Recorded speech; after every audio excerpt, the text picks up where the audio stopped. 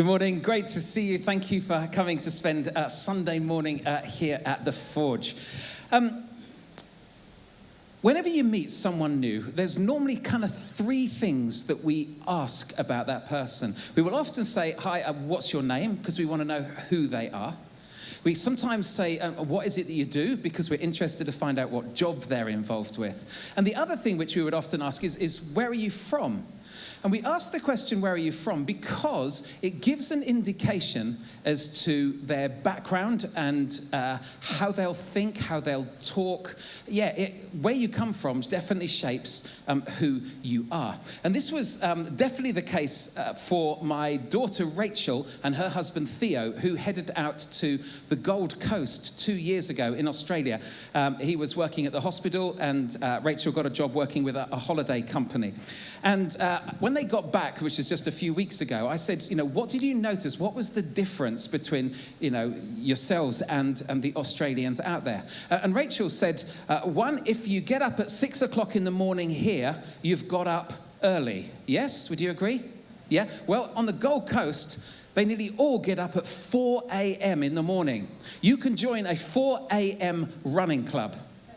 I mean, that's when some of you are coming home, isn't it? Not when you're getting up. And so the whole time thing, which of course means that when we go out and we're thinking, right, how are we going to spend this evening? Kind of the evening gets going at 9 o'clock, whether you're going out to, whether it's the cinema, going out for a meal or whatever, or clubbing. I obviously do that quite a lot. I'm a secret clubber. Anyway, it kind of gets going from 9. If you go on the Gold Coast and you go out into town, it's empty. Everyone's gone to bed. They've gone to bed. They get up so much earlier and go to bed so much earlier than us. If you get a big spider in your bathroom or whatever, people tend to freak out at a spider, knowing, of course, that there are no dangerous spiders in the UK at all. But when an Aussie comes across a spider, they just say, don't worry, mate, it'll be all right. But in an Australian accent. Now, if you go up to say to someone, you all right?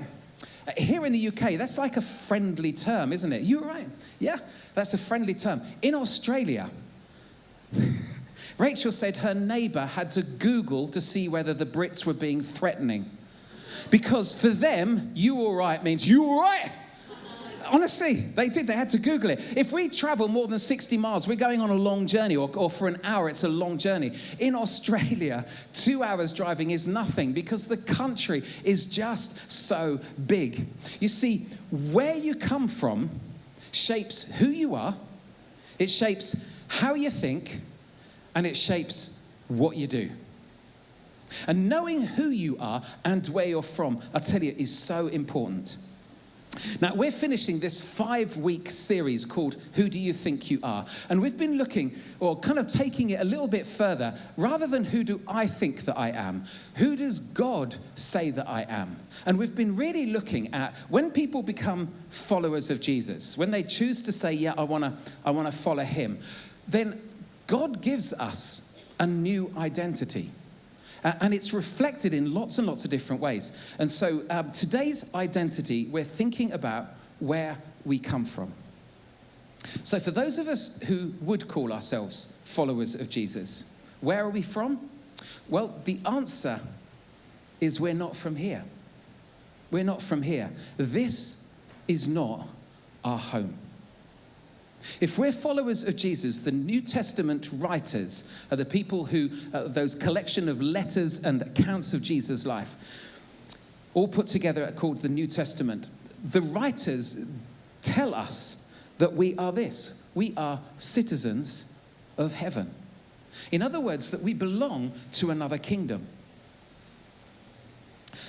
And because we're not from here, we shouldn't just take part in all of the values and the customs that our culture has here.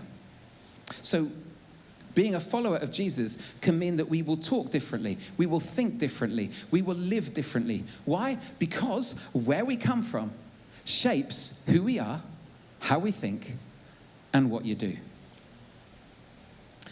Paul, who was the person whose life had been turned around through encountering Jesus, his passion was to share the message of Jesus with as many people as possible. And so he would travel around the Mediterranean area and he would talk with people about what it means to follow Jesus and what Jesus had done for them. And he set up these little Christian communities called churches. And then when he left, what he would do is he would write to them to try and stay in touch and to kind of keep connection with them, to encourage them. And there was one church in a place called Philippi where he had got some great friends. They'd established this church, and he went away and he wrote to them. And in his letter to them, he starts off by saying, "You guys, I just love you. I just love you. You're my friends." And he's so affectionate towards them. He says, "You've partnered with me in sharing the good news of Jesus." And then he writes this amazing little prayer to them. And it's a prayer for them to pray. And you can read it in Philippians 1, verses 9 to 11. It is a beautiful, beautiful prayer that if you ever wonder, how should I pray? I'll tell you, this is a great prayer to pray. And then he talks a little about his own mortality. And he says, "For me to live is Christ, but to die is gain." And then he comes onto these words. He says this, "Above all, you must live as citizens of heaven, conducting yourself in a manner worthy of the good news of Christ." He says that if you're a follower of Jesus, you're a citizen of heaven, that you don't actually belong here. This is not where you're from. So if at times you feel like you don't fit, if it feels like it just feels a bit awkward here, well, it's not surprising because this isn't your home. You don't buy into the values in the way that the local people will do. And one of Jesus' closest friends, a guy called Simon Peter. Simon Peter also loved to write letters to his friends. And Simon Peter wrote these words. He says this, he says, "Dear friends, I warn you as temporary residents and foreigners to keep away from worldly desires that wage war against your very souls." So he's writing to them saying, this isn't your home. You're just a temporary resident. You're a foreigner. You're a Theo and Rachel in Australia. So you might be part of Australia, but you're not Australian. You might feel part of this world, but you might be in this world, but you're not actually belonging to this world. A man called Eugene Peterson wrote a paraphrase of the Bible, where what he would do is he would take the kind of the overall theme and meaning of each verse and write it in a way which was current and kind of reflects our everyday language. And I love how he writes this verse. This is how he's translated it as being. "Friends, this world is not your home, so don't make yourself cozy in it. Don't indulge your ego at the expense of your soul." And I love that imagery. I don't want to be cozy in this world. I don't want to snuggle up with my favorite sins and so relax and fit in that I lose my sense of calling, that I lose my identity, that I lose my soul. So if this world is not our home, where is it? Well, we've read it already. Paul says that we are citizens of heaven. And later on in that same letter when he writes, because this is obviously important for him to want to emphasize this so that people get it. And I'll tell you why in a little while's time. But he says this, "But we are citizens of heaven where the Lord Jesus lives." That ultimately you and I belong to another place where Jesus is, the kingdom of God. And it's described in a way which says that there is no more tears, there's no more pain, there's no more death. All of that is wiped away. We will be in the very presence of Jesus who loves us. He says that's where your home really is. I kind of know that in my head, but it's really, really easy to forget it and live as if this world, our life, is all that there is. It's so easy just to get caught up and we kind of get dragged into the way of thinking in this world. And so we have our worries and we have our fears and we have the things that we want to do, the things that we want to watch. We want a bit more me time. We want to have enough money to buy those shoes on Amazon. We want to be able to go out for a meal. We want to travel the world. We want to do all those things. It's like, just make the most of this world. And it's so easy to get comfortable in it. We can easily get sucked into living this life based on what we have, what we do, and what others think about us. If you just think of this past week, where has your energies and your thoughts gone? Has it gone towards what you have or what you want to have? Has it gone towards what you're doing or what you want to do? And have you worried about what other people think about you? And we get pulled down into this world. And yet I think there is something in every single one of us that desires something more than what we're experiencing now. There's almost like this deep hum in our hearts that says there has to be something more than this. And we can stop and reflect and think through that. Imagine a baby in its mother's womb. And imagine that this baby that you see here can think and can think logically. That baby might be thinking, I am in a great place here. I get all of my food and all of my nourishment just fed to me on tap. It's great, it's warm, I'm safe. This is such a good place to be. But if the baby were to think logically, it would look and say, but I've got legs, but I don't need to use them. And I've got hands that I have no reason for. And I have eyes, but I've got nothing to look at. And if the baby could think logically, it might well think, well, I love it here, but it feels like I'm made for something bigger than just here. And of course, it is. It is such a safe place. It's such a good place for a temporary time. But that baby needs to be born to discover a much bigger world. And you and I believe we have that ache, we have that longing inside of us that there is something more than what I'm experiencing right now. And it's true, because this world is not our home. We are citizens of heaven. So Paul writes those words. He says, above all, you must live as citizens of heaven, conducting yourself in a manner worthy of the good news about Christ. So, it's a strange concept, isn't it? Who am I? Well, I'm a citizen of heaven. But what does that look like? What does that mean for you and I? If we're followers of Jesus today, what does that look like? Well, I think it looks like two things. I think that we will think differently from this world. And secondly, that we will act differently from this world. Why? Because this world is not our home. So let's go to think differently. Paul writes to a church in Rome, and he writes these words, and he says this: don't copy the behavior and customs of this world. In other words, don't go along with what culture says. Just because everyone is doing it doesn't mean to say that it's right. And then he finishes off by saying, but let God transform you into a new person. And how does he do that? By changing the way you think. How we think affects everything. I used to think that girls were annoying, that I didn't want to spend time with girls. If I had to hold hands with a girl, I would wipe my hand afterwards. Girls were horrible until I hit puberty.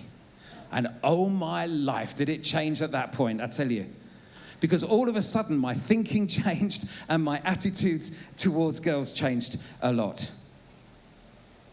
When we follow Jesus, we start to see life in a very different light. Our thinking begins to change, of how we view ourselves, how we view others, how we view our work, life, conflict, relationships, Jesus himself. And our thoughts are shaped so much by what we read, by what we take in, by what we absorb around us, what we expose our minds to. So this is really important. So allowing time to read and absorb what God says to us through the Bible will change how we think, and it renews our minds. Doing Bible plans on the YouVersion app is such a good thing to be able to do. My wife, Sarah, who's just sitting down here, she does reading plans with loads and loads of different people, different reading plans, which to try and help people to see things differently. And so we've been doing one as an alpha group, which has been fantastic. And Sarah, contacts other people and says, why don't we do this plan? Why don't we do this plan? And so she's been doing a plan with Caroline, who's just down here on the second row. And Caroline has struggles with anxieties and struggles with worry. And they started this plan, and I just want to read out what Caroline sent to Sarah. I got your permission, didn't I? So, yeah, that's good. Good. Dear Sarah, your husband Steve is wonderful.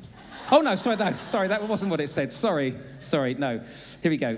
Just read day one, and I nearly cried. It's so close to home what she's saying. It was like it was written about me. I'm actually a bit overwhelmed by it, as it feels so of God that you've even chosen this plan for us to go over right now. I loved the verse that was in the devotional. That hit hard as well. And then she finishes by saying this: I think God is definitely trying to put change over me right now and helping me to strengthen my mind. Isn't that fantastic? That's what happens when we start to allow our minds to absorb not what the world says out there about us, but actually of what God says about us. And when we let God transform us into a new person by changing the way we think, honestly, it changes everything. It changes everything in life. It changes how we deal with life's worries. Last year at the Forge, we did a series called Peace of Mind, and we were looking at the whole mental health and worry and anxiety kind of issues. And I invited Sarah to come and take part in one of those talks just to share a bit of her experience. And so she spoke on stage briefly about how she managed her worries and tried to focus on God. But what I didn't realize is that actually that whole series had a huge impact on Sarah, far bigger than I had realized. Because some of the things that she heard in those talks, she decided to believe God when he says that we don't need to fear. And that she's told me now that she has given up worrying. Come on. Now, I've known Sarah for quite a few years. And let me tell you, this is monumental. It really, really is. That she stresses that she's a work in progress, but she's deliberately thinking differently about everything. And that's the power of changed thinking. That's allowing God's truth to actually play out in the way that we think. Honestly, it is only Jesus. It is incredible. Allowing God to change our thinking will change how we consider spending our time.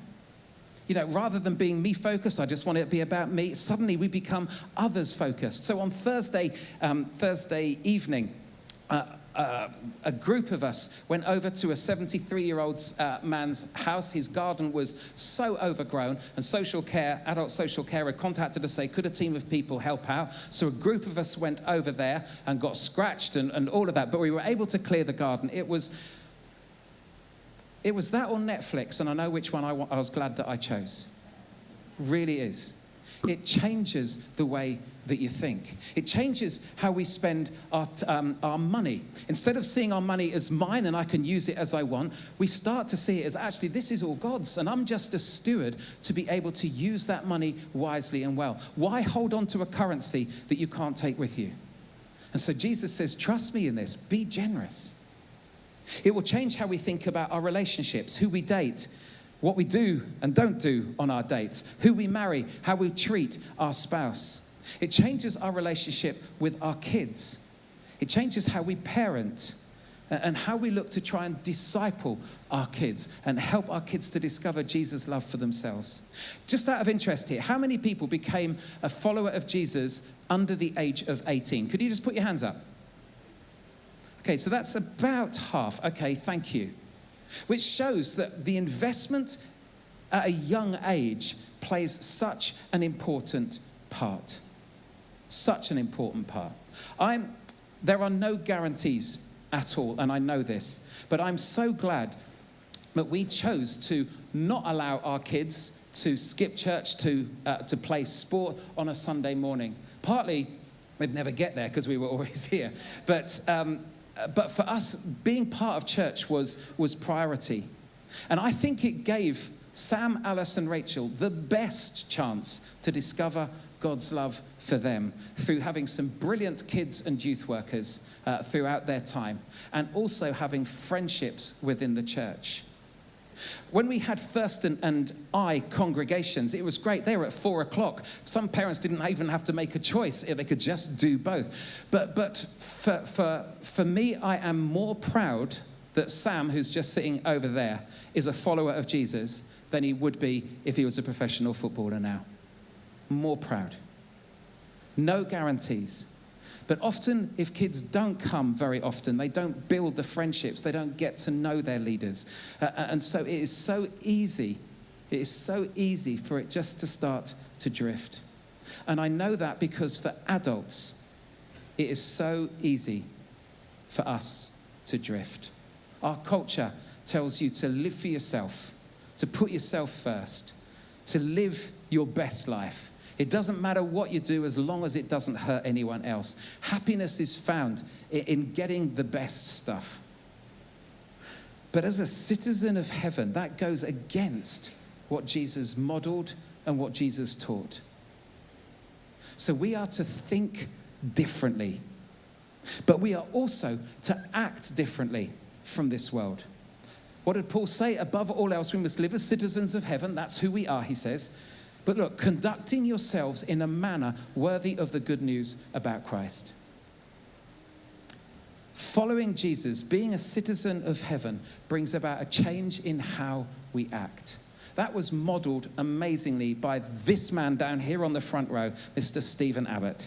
He was involved in an Alpha course at our house, and we have a little bit of parking outside, but otherwise people just have to park alongside, along the road. And he parked along the road. We were in the middle of an Alpha course, a knock on the door, and it was one of the neighbours, and one of the neighbours asked if a car could be moved because that car had been parked. It was open for anyone to park, but they felt it was their parking space. And it was Stephen's car. So he went out, and the guy was really, really aggressive with him. And when Steve came back, having moved the car, he said, I've done something that I've never done before. And Sarah and I looked at each other and thought, oh no, that's our neighbours. And I said, what did you do? And he said, I walked away. I walked away. A change of heart and a change of thinking results in a change of action. You don't want to see Steve if he's angry. I loved that. I loved that. It showed that a change was happening. Ben Lasky, who was on stage here 3 or 4 weeks ago, he said this, that nothing about you is normal. Now, can you just remind each other? Can you just tell the person next to you, you are not normal. Can you just do that very quickly? Just remind yourselves, you are not normal. If you're watching online, go on, just shout it out. You're not normal. Absolutely. Okay, now some of you found that way too easy. I'm a little concerned, way too easy. But it's true. Because have you looked recently of what normal looks like? Normal isn't working well. My friend Leon Evans came down from Hales Owen. He went to a conference at Soul Church that I went to, and he stayed in a Airbnb just outside of Norwich, and he just sent me a photograph before we arrived of the sign that was in the place that he was staying, and it was this one: everyone in this house is normal for Norfolk. Yes. What is normal? Normal is spending my money beyond what's wise in order to get what I want to make me feel better. Normal is living with the pain of divorce and splitting the kids up at weekends. Normal is believing how we look is how our value is decided. Normal is spending hours scrolling on social media and comparing ourselves with other people's lives and feeling depressed. Normal is numbing ourselves, numbing the pain through alcohol or drugs. Normal is having at least one family member that we refuse to speak to. Normal is a lack of peace. That's normal. That is normal. And who wants that? I tell you, normal is broken. Normal is not working. And we shouldn't be normal. Why? Because we are not from this world. This world is not our home. Above all, you must live as citizens of heaven, conducting yourselves in a manner worthy of the good news about Christ. So if you want a little phrase to remind yourself from today, as you go into this week, you can get your phones out if you want. You can take a photograph of the screen as a reminder, because this is who we are. That I am a citizen of heaven. My life belongs to God. And because earth is not my home, I think differently and I live differently. You go into this week holding on to that, it will transform your week. And we need to remind ourselves of this over and over and over again, that this world is not my home. This is my temporary residence. I'm a citizen of heaven.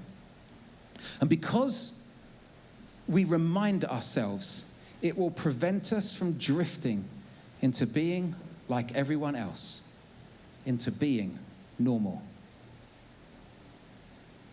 Which means that as a citizen of heaven, when you walk into a room, faith walks into the room too. And when you walk into the room, hope walks into the room with you.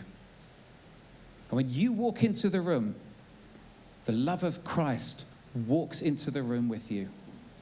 And what you have to remember is the room is not your home, though. You are temporary residents there. You're just passing through. So listen, this series, Who Do You Think You Are? We've addressed who God says that we are. That we are God's masterpiece. God's masterpiece. And that he's created us anew in Christ Jesus to do the good things that he has planned for us. Ben reminded us that we are Christ's ambassadors, sent by God to show his love on earth as it is in heaven.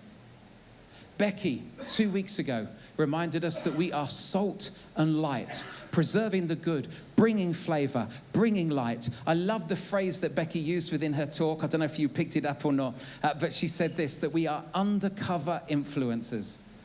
I love that. Love that. Last week, Ben reminded us that we're a disciple of Jesus, that we're a learner. That's all we are. We're here to learn. What are you learning? Sarah and I asked that question as we went to Birmingham this week. As we were traveling in the car, we listened to Ben's talk again. So we said, so what are we learning? If we're learners, if we're disciples of Jesus. But Ben reminded us that we're called to meet, or to see a need and meet it. We're called to find a hurt and to heal it. And today, we're a citizen of heaven. My life belongs to God because earth is not my home. I think differently and I act differently.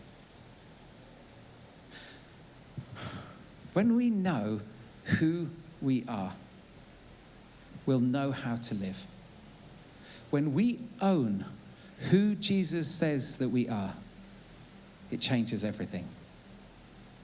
Now, we can all have our identity, of our family identity. We can all say, well, I come from Suffolk, if you talk that way.